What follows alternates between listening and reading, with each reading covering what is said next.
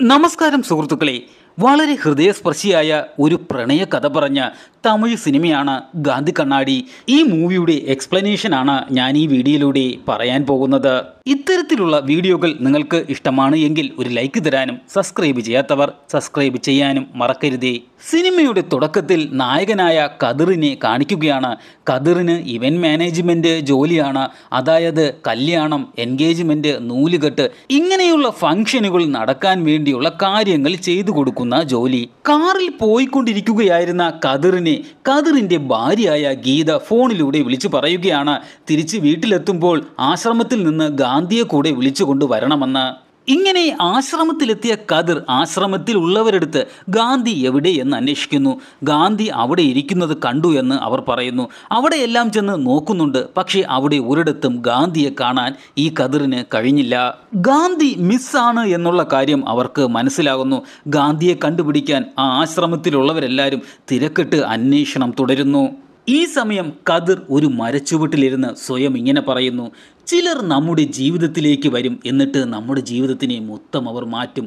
അതിനുശേഷം പെട്ടെന്ന് തന്നെ അവർ നമ്മുടെ ജീവിതത്തിൽ നിന്ന് വിട്ടു പോവുകയും ചെയ്യും. ഇങ്ങനെ എൻ്റെ ജീവിതത്തിലേക്ക് വന്ന ഒരാളാണ് ഗാന്ധി. ഇനി സിനിമയിൽ കാണിക്കുന്നത് 2016 വർഷം തൊട്ടുള്ള കാര്യങ്ങളാണ്. ഗാന്ധിയും കണ്ണമ്മയും എന്ന ഒരു ഭാര്യയെയും ഭർത്താവിനെയും കാണിക്കുന്നു. ഇവർക്ക് ഏകദേശം 60 വയസ്സ് ആകാറായിട്ടുണ്ട്. പക്ഷേ ഇവരുടെ സ്നേഹം കണ്ടാൽ ഇന്നലെ കല്യാണം കഴിഞ്ഞെന്നേ തോന്നുകയുള്ളൂ. സംഭവം ഇവർ തമ്മിൽ നല്ല സ്നേഹത്തിലാണെങ്കിലും സങ്കടകരമായ മറ്റൊരു കാര്യം, ഇവർക്ക് കുട്ടികളില്ല. ഇവർ രണ്ടുപേരും താമസിക്കുന്ന ആ വീട്ടിൽ മൂന്നാമതൊരാളും കൂടിയുണ്ട്, ഒരു നായ. ആ നായ ഇവർക്ക് മകനെ പോലെ തന്നെയാണ്. കണ്ണമ്മയാണെങ്കിൽ ഒരു വീട്ടിൽ വേലക്കാരിയായി ജോലിക്ക് പോകുന്നു. ഗാന്ധി ആണെങ്കിലോ ഒരു വാച്ചറായിട്ടാണ് ജോലി ചെയ്യുന്നത്. ഇവരുടെ വീട്ടിൽ പണത്തിന് വലിയ കുറവുണ്ടായിരുന്നെങ്കിലും സന്തോഷത്തിന് ഒരു കുറവും ഉണ്ടായിരുന്നില്ല.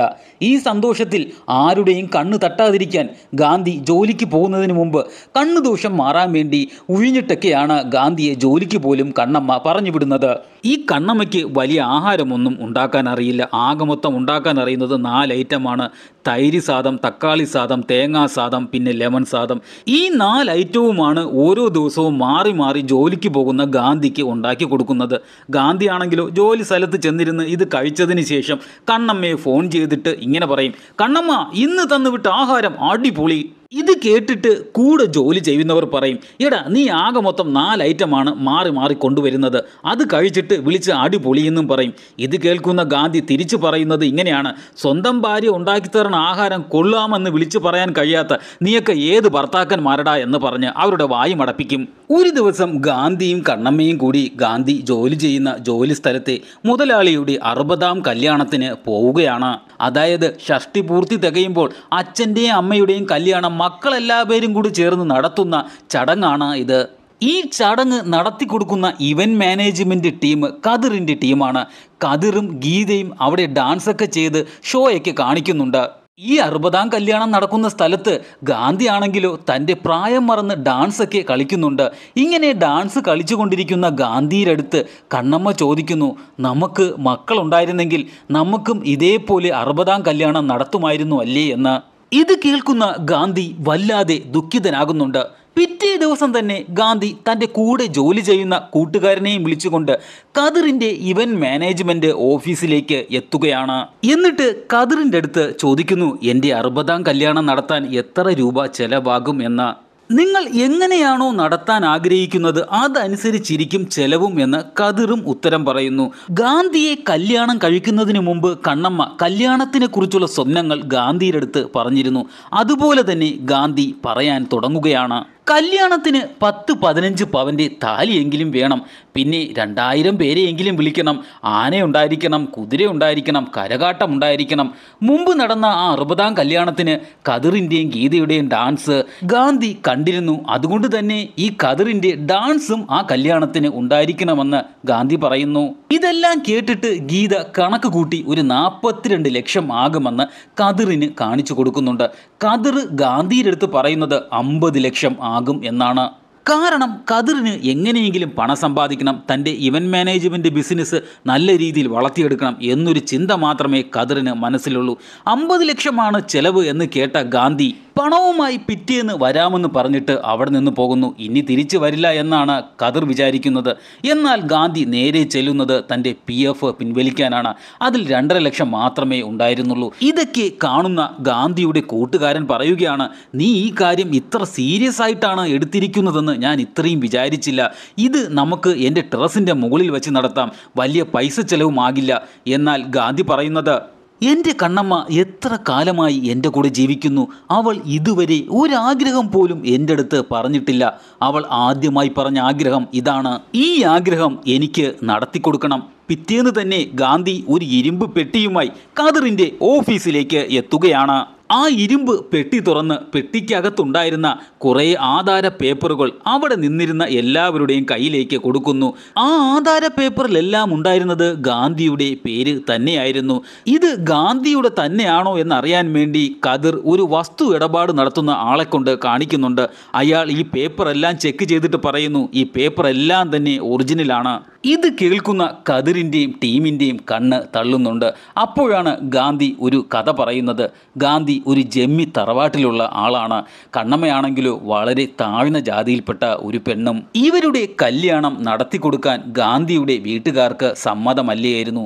അതുകൊണ്ട് തന്നെ ഗാന്ധിയും കണ്ണമ്മയും ഒളിച്ചോടി വളരെ ദൂരെ ഇവിടെ വന്ന് ഇപ്പോൾ താമസിക്കുകയാണ് സന്തോഷത്തോടു കൂടി. ഗാന്ധിക്ക് ഒരു ബുള്ളറ്റ് ഉണ്ടായിരുന്നു. സ്വന്തം വീട്ടുകാരുടെ ഒരു മുതലും വേണ്ട എന്ന് പറഞ്ഞാണ് ഗാന്ധി കണ്ണമ്മയും കൂട്ടി ഇവിടെ വന്ന് ജീവിക്കുന്നത്. നാടുവിട്ട് വന്നപ്പോൾ തൻ്റെ പേരിലുള്ള വസ്തുവിൻ്റെ ആധാരങ്ങൾ മാത്രമാണ് ഗാന്ധി കൂടെ കൊണ്ടുവന്നത്. ഇത്രയും വസ്തു കയ്യിൽ ഉണ്ടായിരുന്നിട്ട് എന്തുകൊണ്ട് അത് നേരത്തെ യൂസ് ചെയ്തില്ല എന്ന് ഖദർ ചോദിക്കുമ്പോൾ, കണ്ണമ്മ എന്നെ സ്നേഹിച്ചത് എൻ്റെ വസ്തു കണ്ടിട്ടല്ല, അതുകൊണ്ടാണ് ഞാൻ ആ വസ്തു വിൽക്കാനോ ഒന്നിനും തയ്യാറാകാത്തത്. പക്ഷേ എൻ്റെ കണ്ണമ്മയുടെ ആദ്യത്തെ ആഗ്രഹം സാധിച്ചു കൊടുക്കാൻ എനിക്ക് ഈ വസ്തു ഇപ്പോൾ വിറ്റേ പറ്റുള്ളൂ. ഗാന്ധിയുടെ 60-ാം കല്യാണം നടത്തി കഴിഞ്ഞാൽ ഖദറിന് കിട്ടാൻ പോകുന്നത് ലക്ഷങ്ങളാണ്. അങ്ങനെ പണം മോഹിച്ച് ഖദറും ഗാന്ധിയുടെ ആ വസ്തുക്കൾ വിൽക്കാൻ വേണ്ടി ഇറങ്ങിത്തിരിക്കുകയാണ്. ഗാന്ധിയുടെ കുടുംബ സ്വത്തെല്ലാം കിടക്കുന്നത് കോയമ്പത്തൂരിലാണ്.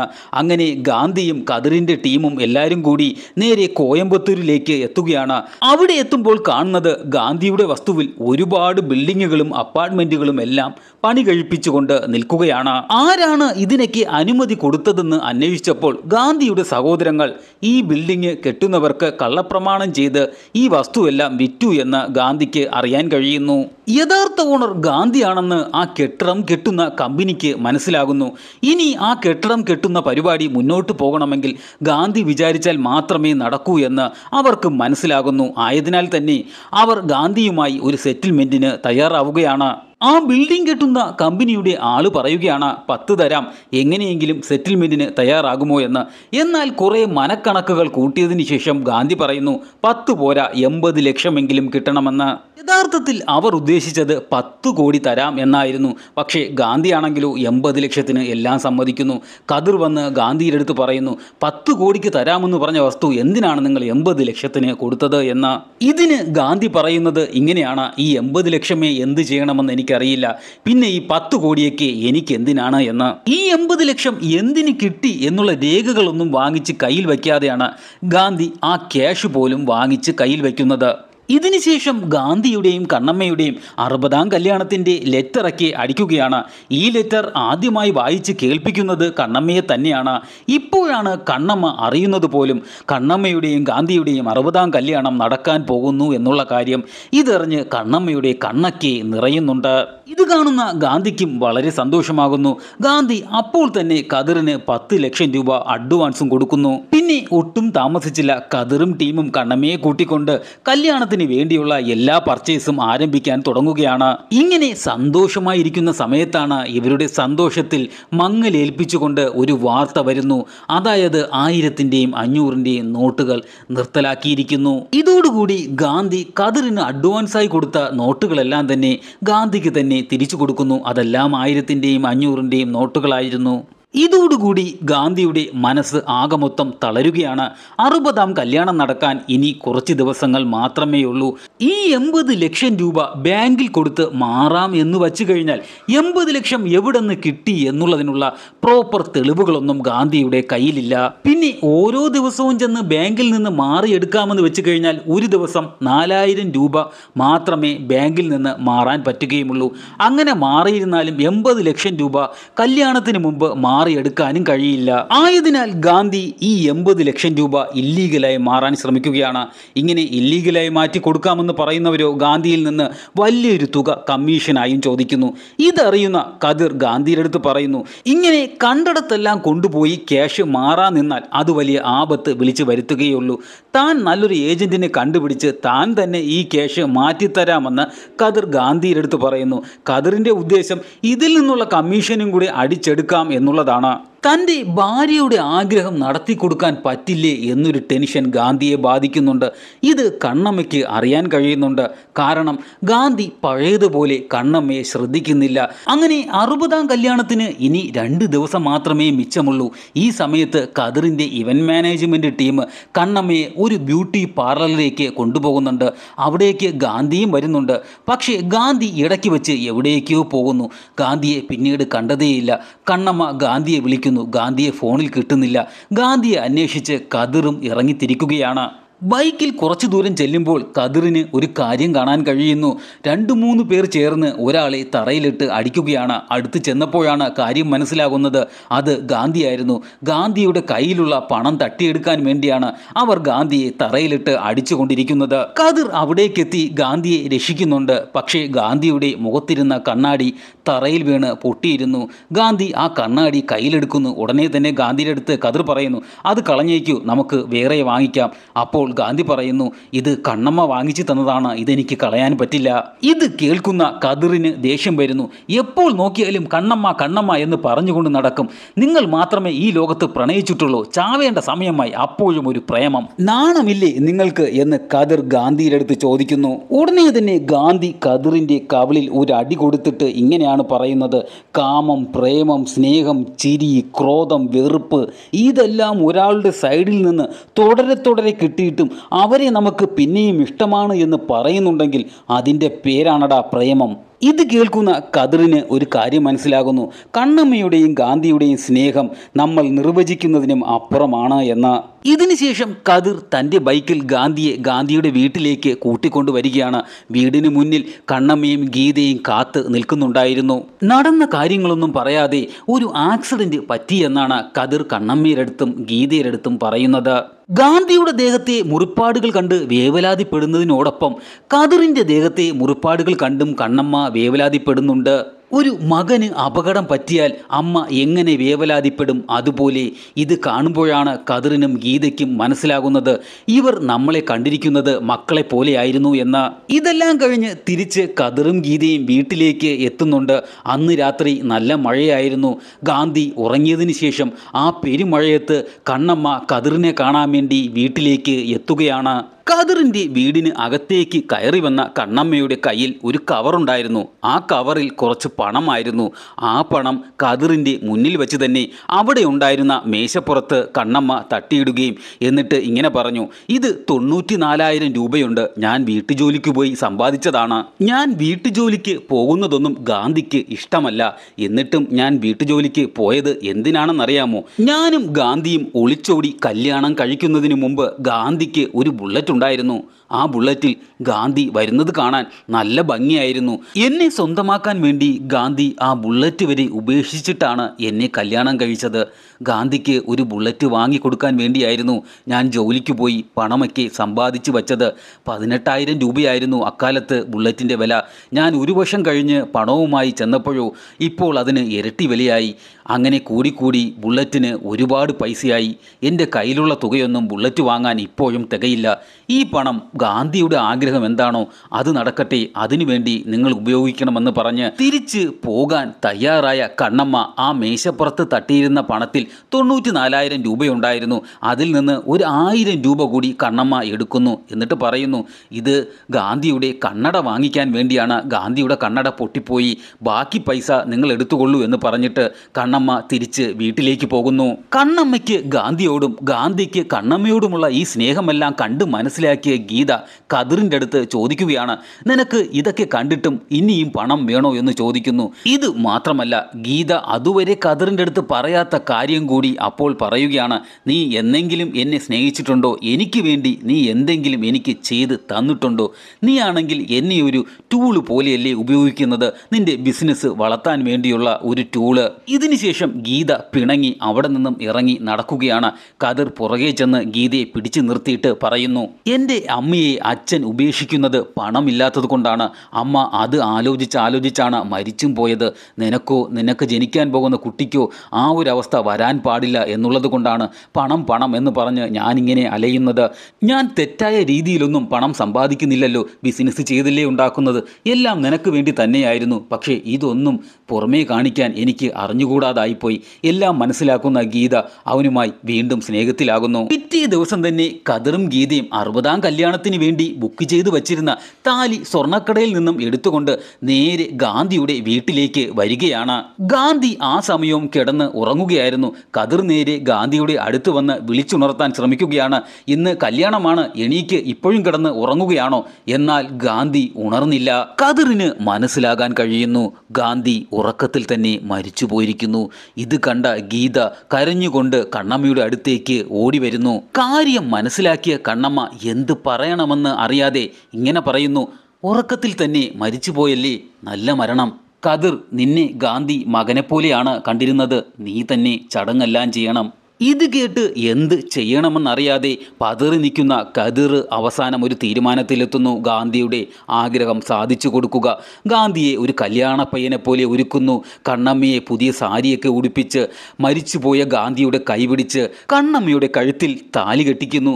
കണ്ണമ്മ ഉടനെ വീടിനകത്തോട്ട് കയറിയിട്ട് വെളിയിൽ വന്നിട്ട് പറയുന്നു, ആരെയും ദൃഷ്ടിദോഷം വരാൻ പാടില്ല എന്ന് പറഞ്ഞുകൊണ്ട് ഗാന്ധിയുടെ മരിച്ചുപോയ ശരീരത്തിൽ ഉഴിഞ്ഞിടുകയാണ്. എന്നിട്ട് കണ്ണമ്മ പൊട്ടിക്കരയുന്നുണ്ട്. കല്യാണത്തിന് എന്തെല്ലാം ആഡംബരങ്ങൾ ഗാന്ധി വേണമെന്ന് പറഞ്ഞു. ആ ആഡംബരങ്ങളെല്ലാം തന്നെ ഗാന്ധിയുടെ മരണച്ചടങ്ങിന് വേണ്ടി കതിർ ഉപയോഗിക്കുന്നു. കതിറിൻ്റെ ഡാൻസും കല്യാണത്തിന് വേണമെന്ന് ഗാന്ധി പറഞ്ഞിരുന്നു.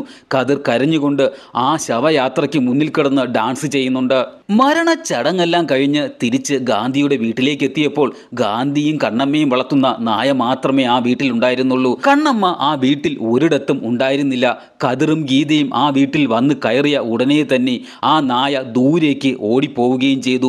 ഇവർ കരുതി കണ്ണമ്മ അവിടെ ഉണ്ടായിരിക്കുമെന്ന്. പക്ഷേ നായ നിന്നില്ല, നായ ദൂരേക്ക് ഓടി മറഞ്ഞു. അങ്ങനെ കണ്ണമ്മയും എങ്ങോ പോയി. വളരെ കാലം തിരഞ്ഞിട്ടും കണ്ണമ്മയെ കിട്ടിയതുമില്ല. 9 വർഷങ്ങൾക്ക് ശേഷമുള്ള രംഗമാണ് കാണിക്കുന്നത്. അതായത് ഗാന്ധിയെ കാണാനില്ല എന്ന് പറഞ്ഞ് കതിർ ഒരു ആശ്രമത്തിൽ അന്വേഷിക്കുന്നുണ്ടായിരുന്നല്ലോ. ആ ഗാന്ധിയെ കിട്ടിയെന്ന് പറഞ്ഞ് പോലീസ് സ്റ്റേഷനിൽ നിന്ന് കോൾ വരുന്നു. ഇത് മരിച്ചുപോയ ഗാന്ധിയല്ല, ആശ്രമത്തിൽ വളരുന്ന ഗാന്ധി എന്ന് പേരുള്ള ഒരു കുട്ടിയാണ്. ഈ കുട്ടിയെ കതിറും ഗീതയും ദത്തെടുക്കാൻ തീരുമാനിച്ചിരിക്കുകയാണ്. കതിറും പഴയതുപോലെയല്ല. പണമുണ്ടാക്കാൻ വേണ്ടി മാത്രമല്ല കതിർ ഇപ്പോൾ ജീവിക്കുന്നത്. തൻ്റെ അടുത്ത് സഹായത്തിന് വരുന്നവരെ സഹായിക്കാനുള്ള മനസ്സും കതിറിന് ഇപ്പോൾ ഉണ്ട്. സിനിമയിൽ അടുത്ത് കാണിക്കുന്നത് കന്യാകുമാരിയാണ്.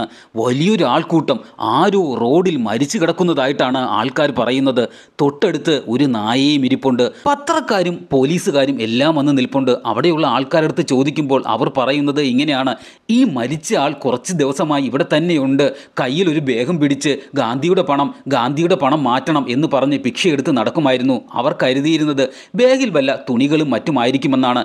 എന്നാൽ ബാഗ് നിറയെ പഴയ 500-ൻ്റെയും 1000-ൻ്റെയും നോട്ടുകളായിരുന്നു. ഗാന്ധി തൻ്റെ 60ാം കല്യാണം നടത്താൻ വേണ്ടി മാറ്റിയെടുക്കാൻ വെച്ചിരുന്ന അതേ 1000-ൻ്റെയും 500-ൻ്റെയും നോട്ടുകൾ മരിച്ചു കിടക്കുന്ന ആ ശരീരത്തിൽ ഒരു വെള്ള തുണി കൊണ്ട് മൂടിയിട്ടിരുന്നു. അതിൽ കൈ മാത്രം പുറത്തേക്ക് കിടന്നിരുന്നു. ആ കയ്യിൽ ഗാന്ധി എന്ന് പച്ച കുത്തിയിരുന്നു. അതേ കയ്യിൽ ഗാന്ധിയുടെ കണ്ണടയും ഉണ്ടായിരുന്നു. ആരാണ് മരിച്ചു കിടക്കുന്നത് എന്ന് ഞാനിനി പറയേണ്ട കാര്യമില്ലല്ലോ. ഇത് കാണിച്ചുകൊണ്ട് സിനിമ അവസാനിക്കുകയാണ്. ഈ സിനിമ കാണാതെയാണ് നിങ്ങൾ ഈ വീഡിയോ കണ്ടതെങ്കിൽ തീർച്ചയായും ഈ സിനിമ കാണുക. നിങ്ങളുടെ ഉള്ളിൽ പ്രണയമുണ്ടെങ്കിൽ നിങ്ങളെ ഈ സിനിമ കരയിപ്പിക്കും. പിന്നെ വീഡിയോയ്ക്ക് ഒരു ലൈക്ക് തരാനും മറക്കരുതേ.